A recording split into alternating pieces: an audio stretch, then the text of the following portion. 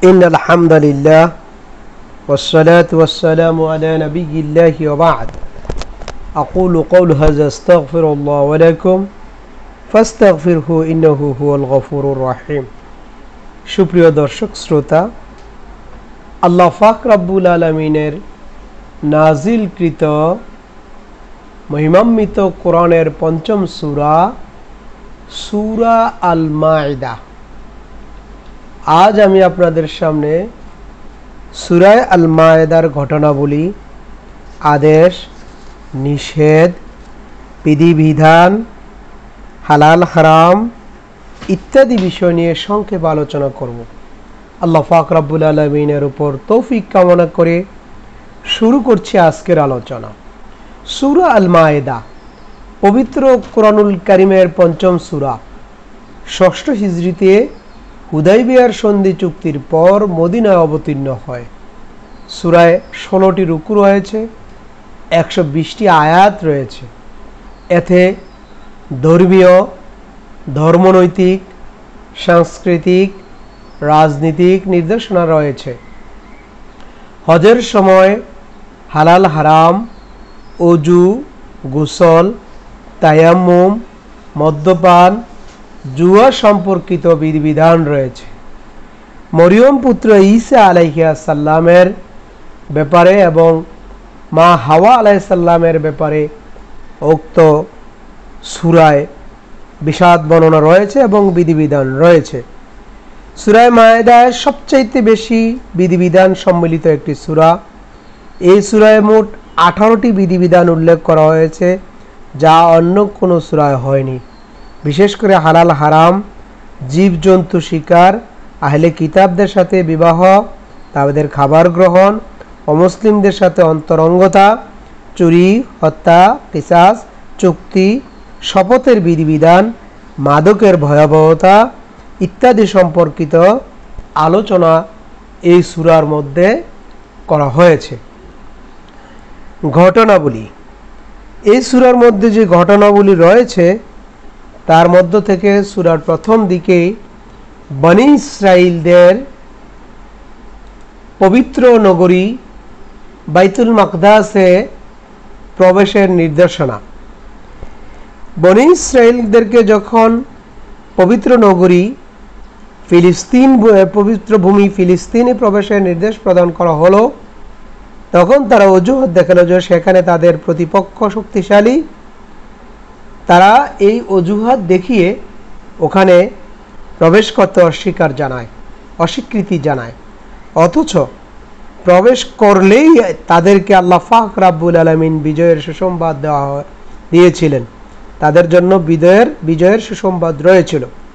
পরবর্তীতে মহান আল্লাহ পাক রব্বুল আলামিন তাদের এই অবদ্ধতার শাস্তি স্বরূপ 40 বৎসর একই মরুভূমিতে তাদেরকে ঘুরপাক খান। সূরার 21 থেকে 26 নম্বর আয়াতে আল্লাহ পাক রব্বুল আলামিন এই বিবরণ বর্ণনা করেছেন। 2. পৃথিবীতে প্রথম হত্যাযজ্ঞ, দুনিয়ার প্রথম হত্যা। দুনিয়ার প্রথম হত্যা ছিল আদম আলাইহিস সালামের ছেলে কাবিল হিংসার বশবর্তী হয়ে তার ভাই হাবিলকে হত্যা করে। এটি ছিল পৃথিবীর প্রথম রক্তপাত। ভাইয়ের লাশ নিয়ে বিপাকে পড়ল কাবিল। কাবিল কি করবো লাশ তা বুঝে উঠতে পারছিল না। তখন একটি কাক কর্তৃক আরেকটি কাককে মাটিতে পুঁতে ফেলার দৃশ্য দেখে ভাইয়ের লাশ দাফনের ধারণা পায় সে। এরই প্রেক্ষিতে একজন মানুষ হত্যাকে মহান আল্লাহ পাক রব্বুল আলামিন গোটা মানব জাতিকে হত্যার মতো অপরাধ বলে বিধান করে দিয়েছেন। সূরার 27 থেকে 32 নম্বর আয়াতে আল্লাহ পাক রব্বুল আলামিন এই বিধান বর্ণনা করেছেন।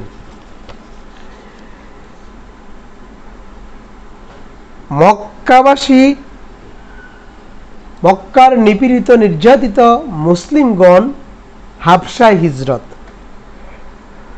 অর্থাৎ মক্কা থেকে নিপীড়িত মুসলমানগণ যখন হাবশায় হিজরত করে, বাদশাহ নাজ্জাশী ধর্ম যাজকদের একটি প্রতিনিধি দল মদিনায় পাঠান। নবী সাল্লাল্লাহু আলাইহি সাল্লামের কণ্ঠে কোরআন তেলাওয়াত শুনে আবেগ আত্মুল্ল হয়ে তাদের চক্ষু অশ্রুজল হয়ে পড়ে এবং সকলে ইসলাম ধর্ম গ্রহণ করেন। সত্য কবুলের সদিচ্ছা ও নিষ্ঠার কারণে আল্লাহ পাক রব্বুল আলামিন তাদেরকে জান্নাতের সুসংবাদ প্রদান করেন, যা সূরার 83 থেকে 85 নম্বর আয়াতে আল্লাহ সুবহানাহু তাআলা বর্ণনা করেন। ইহুদিরা আল্লাহর নবী ঈসা আলাইহিস সালামের নিকট অলৌকিকতার নিদর্শন রূপে আকাশ থেকে মান্না সালোয়া বা খাবার ভর্তি খানজানা নাজিলের জন্য দাবি করেন। মহান আল্লাহ পাক রব্বুল আলামিন আকাশ থেকে তাদের জন্য মান্না সালোয়া অবতীর্ণ করেন, খানজানা অবতীর্ণ করেন, খাবার অবতীর্ণ করেন। তারপরেও তারা অবদ্ধতায় লিপ্ত হয়েছে। এই ঘটনার প্রেক্ষিতে সূরা মায়েদার নামকরণ করা হয়েছে সূরা আল মায়েদা। মায়েদা মানে খাবারের খানজানা বা খাবারের খানজানা। সূরার 112 নম্বর থেকে 115 নম্বর আয়াতে আল্লাহ পাক রব্বুল আলামিন এই ঘটনা বর্ণনা করেছেন। আদেশ, আল্লাহ পাক রব্বুল আলামিন সূরা মায়েদার মধ্যে যে আদেশগুলি দিয়েছেন তা আমি আপনাদের সামনে উপস্থাপন করছি। অঙ্গীকার ও চুক্তি পূর্ণ করা। সূরার 1 নম্বর আয়াতে আল্লাহ পাক রব্বুল আলামিন এই আদেশ দিয়েছেন। কল্যাণ ও তাকওয়ার কাজে পরস্পরকে সহযোগিতা করা। সূরার 2 নম্বর আয়াতে আল্লাহ পাক রব্বুল আলামিন এই আদেশ দিয়েছেন। 3, পশু জবাইয়ের সময় আল্লাহর নাম নেয়া। সূরার 4 নম্বর আয়াতে আল্লাহ পাক রব্বুল আলামিন এই আদেশ দিয়েছেন। সুবিচার ও ইনসাফ করা। সূরার 8 নম্বর আয়াতে আল্লাহ পাক রব্বুল আলামিন এই আদেশ দিয়েছেন। আল্লাহর উপর ভরসা করা। সূরার 23 নম্বর আয়াতে আল্লাহ পাক রব্বুল আলামিন এই আদেশ দিয়েছেন। সৎ কর্মের মাধ্যমে আল্লাহর নৈকট্য অন্বেষণ করা। সূরার 35 নম্বর আয়াতে আল্লাহ পাক রব্বুল আলামিন এই আদেশ দিয়েছেন। আল্লাহর রাস্তায় জিহাদ করা, জিহাদ ফি সাবিলিল্লাহ করা। সূরার 35 নম্বর আয়াতে আল্লাহ পাক রব্বুল আলামিন এই আদেশ দিয়েছেন। ভালো কাজে প্রতিযোগিতা করা। সূরার 48 নম্বর আয়াতে আল্লাহ পাক রব্বুল আলামিন এই আদেশ প্রদান করেছেন। আল্লাহর বিধান অনুযায়ী বিচার ও শাসন কার্য পরিচালনা করা। সূরার 49 নম্বর আয়াতে আল্লাহ পাক রব্বুল আলামিন এই আদেশ দিয়েছেন। আল্লাহর বাণী অন্যের কাছে পৌঁছে দেয়া।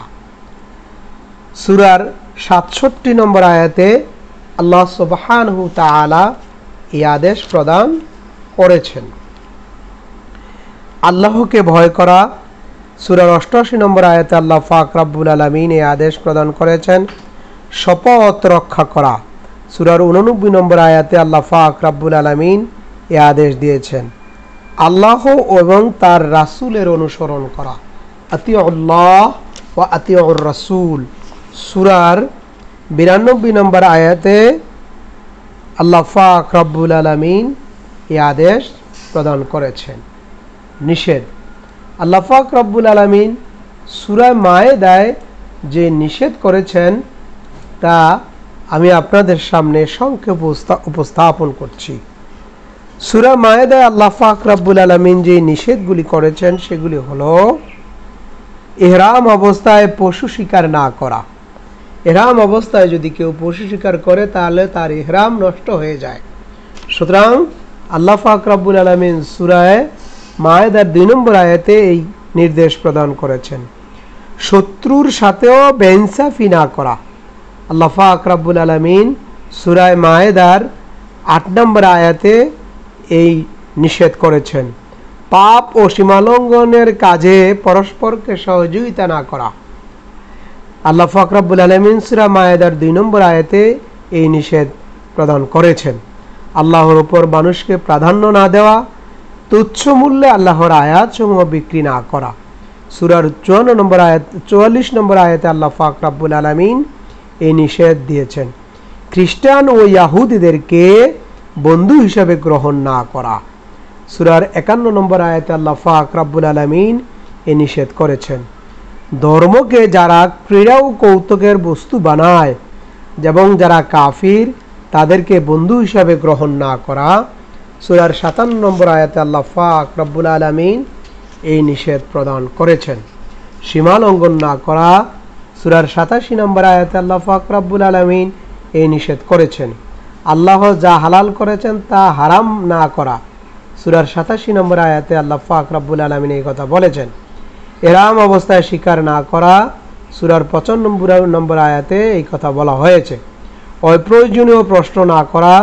সূরার 101 নম্বর আয়াতে আল্লাহ পাক রব্বুল আলামিন এই নিষেধ প্রদান করেছেন। বিধিবিধান আল্লাহ পাক রব্বুল আলামিন সূরা মায়েদার মধ্যে যে বিধিবিধান দিয়েছেন তা হলো চোরের হাত কেটে দেওয়ার বিধিবিধান বর্ণনা করা হয়েছে সূরা মায়েদার 38 নম্বর আয়াতে। অজু গোসল অপারগ হলে তায়াম্মুম করার বিধান বর্ণনা করা হয়েছে সূরার 6 নম্বর আয়াতে। ইসলামের সুবিচারের উজ্জ্বল দৃষ্টান্ত হলো কিসাসের বিধান কিসাস সম্পর্কে বিস্তারিত আলোচনা করা হয়েছে সূরার 45 নম্বর আয়াতে। আল্লাহ পাক রব্বুল আলামিন এই সূরায় আরো যে বিধিবিধান রেখেছেন সেগুলি হলো শপথ ভঙ্গের কাফফারা বা ক্ষতিপূরণ হলো কৃতদাস মুক্তি করা অথবা 10 জন মিসকিনকে খাদ্য বা পোশাক দান করা কিংবা 3টি রোজা রাখা। সূরার 89 নম্বর আয়াতে আল্লাহ পাক রব্বুল আলামিন এই বিধিবিধান বর্ণনা করেছেন। হালাল হারাম সূরা মায়েদার শুরুতে নিষিদ্ধ ঘোষিত বস্তু ছাড়া যাবতীয় চতুষ্পদ জন্তু গবাদি পশু তৎসদৃশ জন্তুকে হালাল করা হয়েছে অর্থাৎ স্বল্প সংখ্যক হারাম বস্তু ছাড়া সবই মূলত আল্লাহ পাক রব্বুল আলামিন আমাদের জন্য হালাল করেছেন। এজন্য কোরআনে হালালের তালিকা দেওয়া হয়নি হারামের তালিকা দেওয়া হয়েছে। হারামের তালিকায় মৃত জন্তু রক্ত শূকরের গোশত আল্লাহ ছাড়া অন্য নামে জবাইকৃত পশু শ্বাসরোধে মৃত পশু প্রহারে মৃত পশু উপর হতে পতনে মৃত পশু অন্য কোনো পশুর সিংহের আঘাতে মৃত পশু এবং হিংস্র জন্তুর খাওয়া পশু।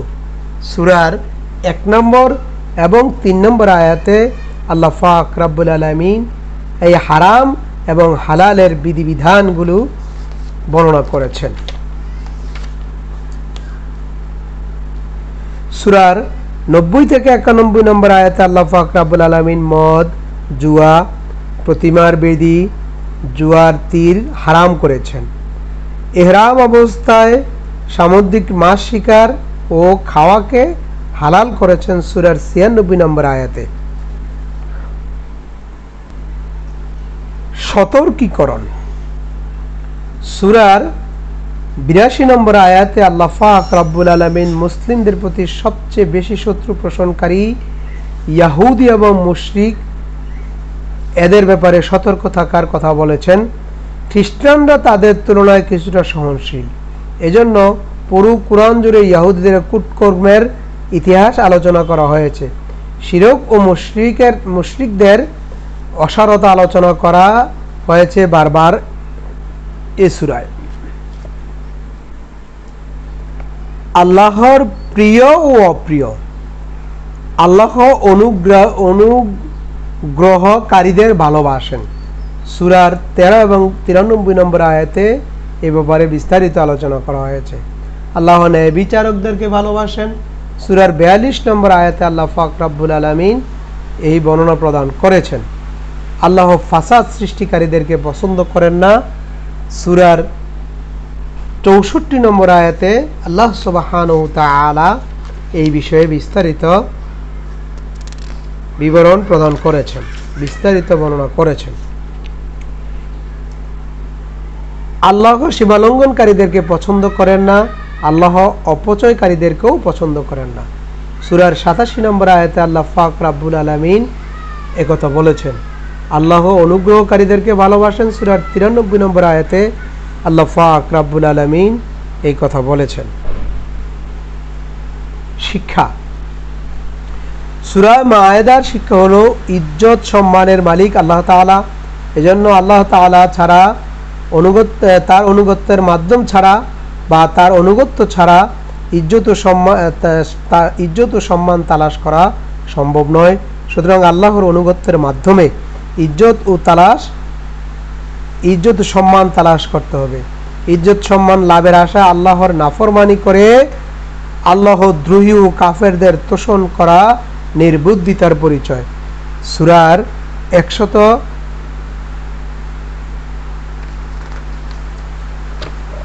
এবং আরও শিক্ষা হলো বনী ইসরাইলদের ঈমান আনতে আল্লাহর নির্দেশ মান্য করতে সর্বদা সংশয় ও হটকারিতা করত। পক্ষান্তরে নাজ্জাশীর কাছে সত্য প্রতিভা হওয়ার পর নিঃসংকোচে তা গ্রহণ করেন। বনী ইসরাইলদের পরিণতি ও নাজ্জাশীর বিনিময় উভয়টি আমাদের জন্য শিক্ষা রয়েছে। সূরার 82 এবং 86 নম্বর আয়াতে আল্লাহ পাক রব্বুল আলামিন এই শিক্ষা আমাদের জন্য প্রদান করেছেন। আল্লাহ পাক রব্বুল আলামিনের নিকট তৌফিক কামনা করছি এই জন্য যে তিনি যেন আমাদেরকে নম্র, বিনয়ী এবং তাকে পাওয়ার জন্য আমাদেরকে তৈরি করেন এবং আমরা যেন আল্লাহ সুবহানাহু ওয়া তাআলার সান্নিধ্যে যেতে পারি। কঠিন কিয়ামতের ময়দানে যেন আমরা আল্লাহর সান্নিধ্যে যেতে পারি, আল্লাহর কাছে পরিত্রাণ পেতে পারি।